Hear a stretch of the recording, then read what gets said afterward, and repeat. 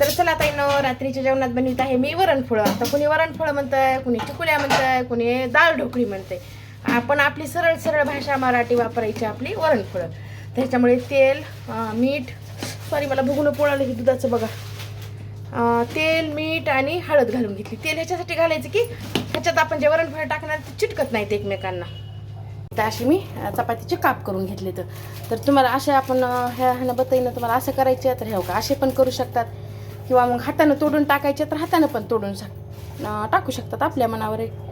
हे पहा असं ह्यानं जर केलं का तर व्यवस्थित अशा काजू कतलीसारख्या छान अशा आकार पण येते, मस्त छान वाटते. असं बघते आता जसं जमत तसं करते.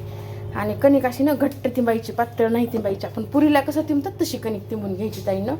म्हणजे काय होतंय, पातळ कणकीची चिटकत येते वरणफळं. घट्ट कणिक जर असेल तर चिटकत नाहीत. हे पण बिना पिठाची लाटता येतात, असे मस्त निघते ते, चिटकत नाहीत काय नाही. मस्त आपले असे वरणफळं किंवा डाळ ढोकळी किंवा चकुल्या काही पण म्हणू शकतात तुम्ही, मस्त अशा. तर चला ह्याला वरणात टाकून घेते आता. तर बघा आपले वरणफळं म्हणा किंवा डाळ ढोकळी म्हणा, बघा कशी सुंदर झाली.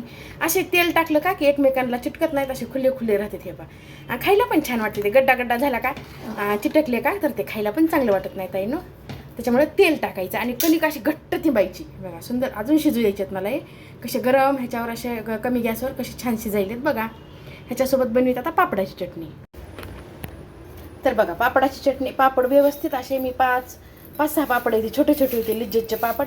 आणि लिज्जतचेच घ्यायचे किंवा आपले घरगुती पापड. तर पापडाची चटणी एकदा नक्की करून बघा ताईनो, खूप मस्त होती. भाजून तळून नाही घ्यायचे, भाजून घ्यायचे.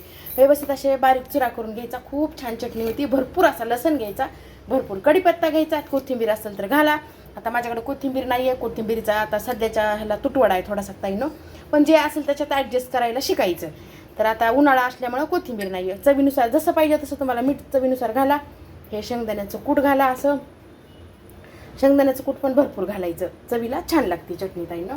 आणि हे जे आहे ना तर हे आपलं तिखट पण तुमच्या चवीनुसार घाला, तुम्हाला जसं पाहिजे तसं घाला. हे पहा मी तर एवढं अजून थोडंसं घालते, कारण माझं तिखट नाही आहे. तुमचं जर तिखट असेल ना, समजा एक झणझणीत असते तशा प्रकारे, तर तुम्ही कमी प्रमाणात घाला ताईनो. माझं तेवढं काही मी कारण ऑलरेडी तितकं तिखट घेतच नाही आहे, म्हणजे मलाच आवडत नाही आहे, कधी कमी जास्त होतं आहे टाकण्यात, त्याच्यामुळे बरं चला असू द्या. तर चला आता फोडणी देऊन घेते.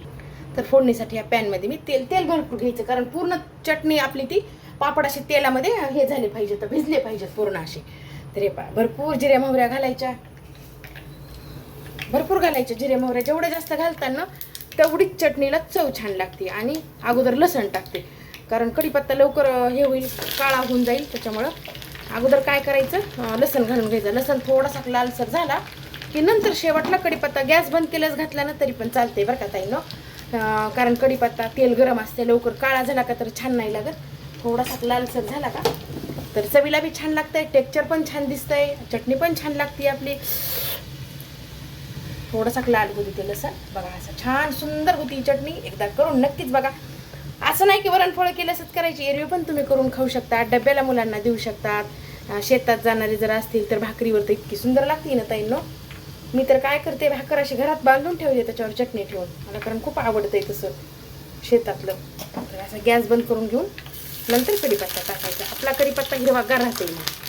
मग ही आपली चटणी, त्याच्यामध्ये हे घालून घ्यायचा कढीपत्ता असा, हे सॉरी हे तेल छान सुंदर असा. लसणाला बी जास्त कलर बी नाही येऊ द्यायचा ताईंनो, नॉर्मलच कलर येऊ द्यायचा लसणाला. बघा किती छान टेक्स्चर आले, करून बघा एकदा ताईंनो नक्की. आणि कढीपत्ता गॅस बंद केल्याच्या नंतरच टाकायचा ताईंनो, कारण हिरवागार असं चटणीत कढीपत्ता सुंदर दिसतंय. ही आपली चटणी, हे आपले वरणफळं. तर कशी वाटली आजची रेसिपी, मला तर बघूनच तोंडाला पाणी सुटलंय बघा ताईंनो. तर त्याच्यासाठी मी काय करते आता, हे बघा हे तुपाचं आपलं हे आहे, ह्याच्यावर असं ठेवून देते, कारण हे गरम आहे ते वरणफळं. तर हे असं मस्त ह्याच्यावर तूप गरम होतं आहे. आता दीदी आली नाही अजून, सोनू म्हणजे दीदी आली का की आम्ही जेवण करतो. आता बघते मिस्टर काय म्हणते, ते जर जेवायचं म्हणले तर त्यांना देते मग. तर कशी वाटली आजची रेसिपी, अजिबात सांगायला विसरायचं नाही आणि करून पण बघायची.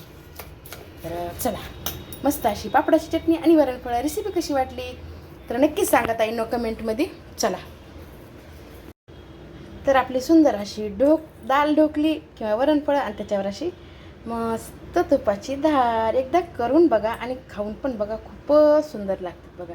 आणि त्याच्यासोबत आपली ही चटणी, दोन्हीचं टेक्स्चर कसलं भारी आहे, सुंदर असं. तर कशी वाटली रेसिपी सांगायला अजिबात विसरायचं नाही आणि करून पण बघायची, करायला पण विसरायचं नाही ताईनो. खूप छान होती, मुलं पण आवडीनं खातील.